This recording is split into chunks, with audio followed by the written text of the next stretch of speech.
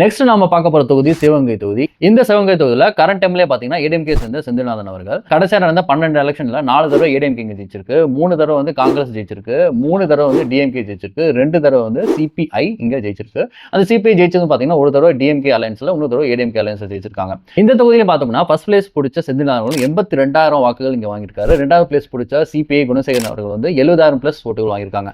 ஆனா வந்து 3வது பிளேஸ் பிடிச்ச என்டிகே பாத்தீங்கன்னா இங்க 21,000 பிளஸ் ஓட்டுகள் வாங்கியிருக்கு. 4வது பிளேஸ் பிடிச்ச அமமுக வந்து 19,000 ஓட்டுகள் இங்கே வாங்கியிருக்கு. இந்த தொகுதியை பொறுத்தவரை என்டிகேவும் சரி அமமுகவும் சரி ஒரு கன்சிடரபிளா ஓட்டு வச்சிருக்கு.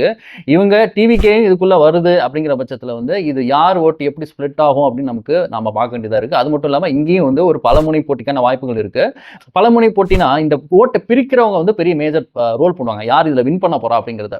ஆனா இங்க வந்து பிரிடாமினன்ட்டா ஏடிஎம்கே அண்ட் டிஎம்கே ஆல்சோ சிபிஐக்கும் ஒரு ஸ்ட்ராங் ஹோல்டு இங்க இருக்கு. ஆக்சுவலா அது தொடர்ந்து சிபிஐ தான் இங்க வந்து இந்த அலையன்ஸ்ல இங்க போட்டிட்டு இருக்காங்க. இந்த மாதிரி சிபிஐ இங்க வருவாங்களா அப்படின்னு நமக்கு தெரியல. ஆனாலும் சிவகங்கை மாவட்டத்தை பொறுத்தவரையும் வின் பண்றது in between ADMK and DMK தான் ரொம்ப போட்டி இருக்கும் எங்களுக்கு தோணுது.